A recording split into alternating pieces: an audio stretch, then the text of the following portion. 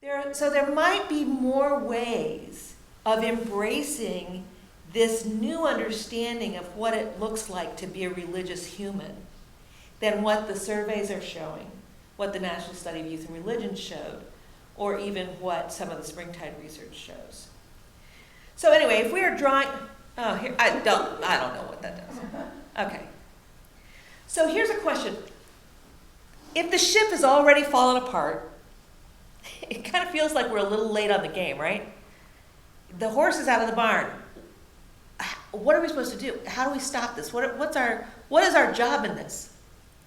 So we're going to go to a second scriptural metaphor here. I don't know, who can see that? What, do you mind reading it? Now a certain man was ill, Lazarus of Bethany, the village of Mary and her sister Martha. Mary was the one who anointed the Lord with perfume and wiped his feet with her hair. Her brother Lazarus was ill. So the sisters sent a message to Jesus. Lord, he whom you love is ill. But when Jesus heard it, he said, this illness does not lead to death. Rather it is for God's glory, so that the Son of God may be glorified through it.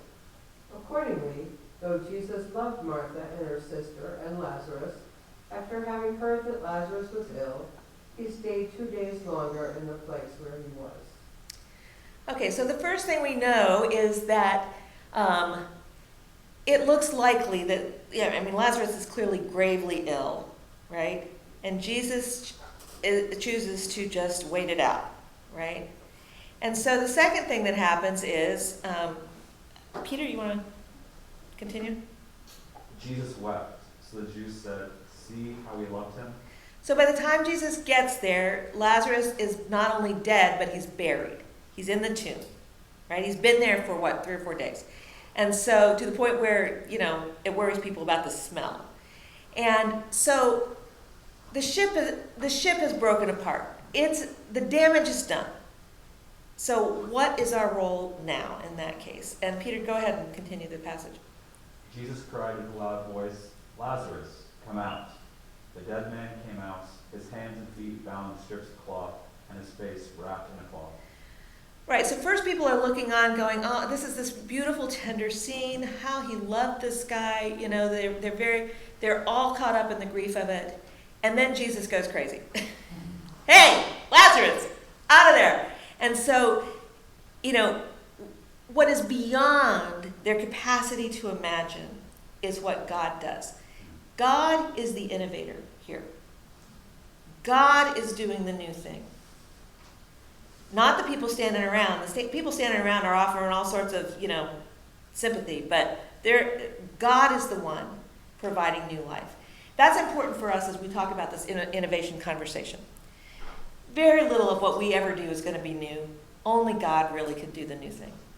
Ad novum, as Molman talks about it. So, it's we are jumping on board with God's new thing because Jesus is not content to let those witnesses, see the crowd, right? The crowd, they are witnesses to the power of God. They've seen it happen. They can't explain it, but it is real to them. That's the church, y'all.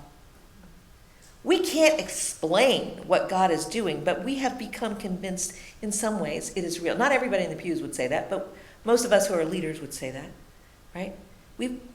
It's real, and we are the bystanders who are witnessing God's life-giving power at work. We have seen God's life-giving power happen in some way, and Jesus gives us a job.